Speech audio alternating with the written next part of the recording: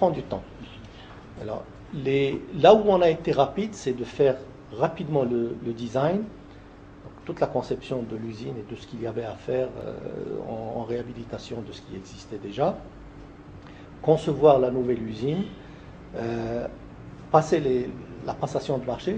N'oublions pas que dans l'ensemble, c'est pratiquement 50 millions de dollars ou 60 millions de dollars de travaux juste dans ce coin-là. Et passer donc des contrats extrêmement importants, de mettre en place les mécanismes pour les gérer et les réaliser, et de s'assurer que pendant leur réalisation, on ne faille pas, on soit vigilant jusqu'à ce qu'on livre.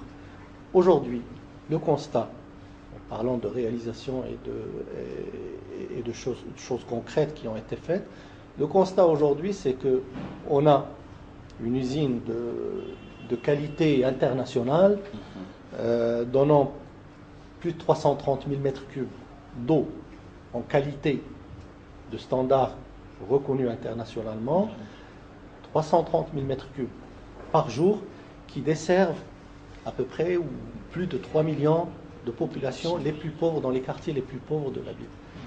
Je pense que c'est extrêmement louable, c'est quelque chose que le pays ou le gouvernement ou la population pourrait être très heureux et très fier de l'avoir.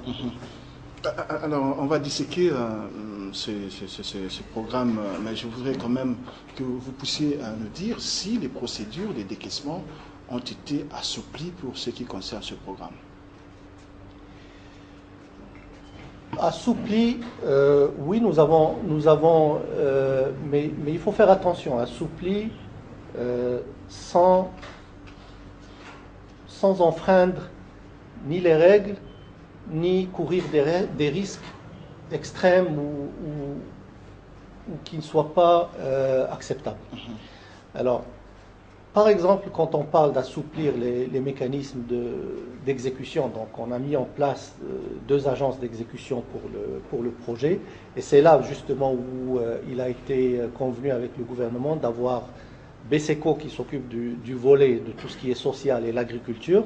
Social, on parle là de donc, la santé, l'éducation, le développement communautaire, la protection sociale et l'agriculture. Ça, c'était le volet donc ou le volet B dans le projet et où on parlait donc de social et agriculture. Et tout ce qui est grosse infrastructure, par exemple les routes, le transport, que ce soit les ports, tout ce qui est aéroport, l'électricité, les ponts, l'électricité, l'eau, l'assainissement, les aspects urbains, par exemple la protection de Selembao, etc. Tous ces aspects-là, grosse infrastructure, gros contrats de travaux majeurs. Donc il y a eu une autre agence d'exécution, BCMI, qui a été mise en place pour la réalisation de ça. Donc on a eu 2 agences d'exécution. Ça, c'est toujours la facilité pour aller de l'avant rapidement avec les volets. Et dans chacune, il y avait des comptes spéciaux ouverts à ces agences pour pouvoir décaisser rapidement et réapprovisionner au fur et à mesure qu'elles justifiaient donc les décaissements à la banque. Et ça permet donc, c'est des facilités qui ont été mises en place. Il n'y a pas eu un seul compte spécial où il y avait. Mais par contre, aujourd'hui, on a à peu près avec 3 comptes spéciaux dans chacune ou quelque chose comme ça, parce qu'on a fait des financements additionnels et chaque fois qu'on faisait un financement additionnel, on mettait un compte spécial. Donc, il y a des comptes spéciaux. En plus, une autre facilité qu'on mettait à la disposition des agences d'exécution, c'est que quand il y avait des décaissements importants, ils pouvaient demander de faire un décaissement direct de la banque à l'entreprise qui a fait les travaux ou au bureau d'études, etc. Donc oui, il y a eu des facilités, tout en gardant évidemment, tout en cernant et en mettant les garde-fous pour ne pas avoir de problèmes, etc. En gardant les revues, le suivi, les audits techniques, financiers, etc. nécessaires. Et quel était le coût global du programme? Alors aujourd'hui, parce qu'il y a eu des ajouts, comme vous avez dit. Il y a eu effectivement, on est parti d'un projet initial. Si vous voulez, donner des chiffres en dollars, parce que les crédits et les dons de l'IDA, donc de l'Agence de développement international de la Banque mondiale, sont faits en droits de tirage spéciaux, donc voilà, en DTS.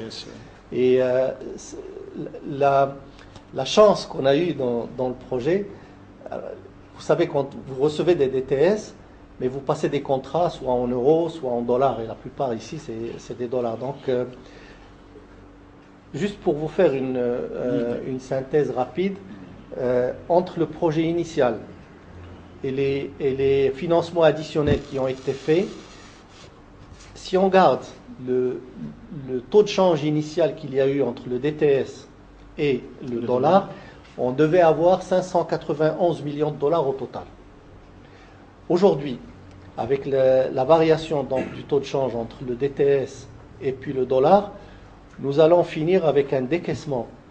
Juste aujourd'hui, nous avons déjà décaissé 648 millions de dollars et il reste à peu près une trentaine ou 35 millions à décaisser.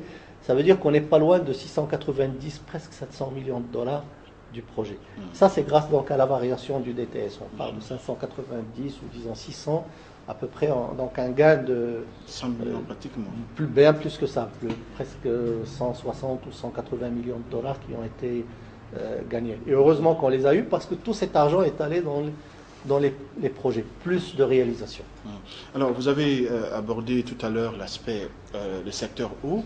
Est-ce que vous pouvez nous parler du secteur électricité cette fois-ci? Oui, alors dans l'électricité, il y a eu une fiabilisation, donc d'abord une intervention à la production elle-même, donc fiabilisation des groupes, je pense 11, 12 qui a été fait à INGA 1. Il y a eu une roue, la roue de turbine, donc à INGA 2.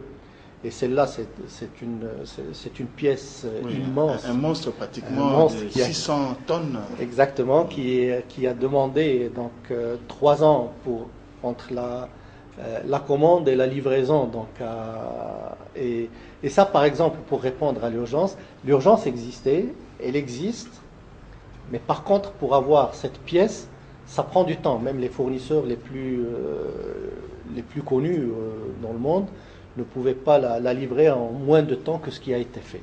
Il y a eu donc un appel d'offres et puis là, finalement, elle a été livrée, acheminée et réglée. Alors, il y a eu également dans l'électricité la ligne donc d'Inga à Kinshasa. Il y a eu la réhabilitation de réseaux de distribution. Il y a eu également des centrales thermiques qui ont été réhabilitées et maintenant mises en marche donc dans certains centres provinciaux, Bujimaï, Mbandaka et puis d'autres centres. Et tout ça, évidemment, ce sont des réalisations, on n'en parle pas beaucoup, mais qui sont complétées, qui sont livrées. Isabelle, sans vous couper, on n'en parle pas beaucoup, mais plutôt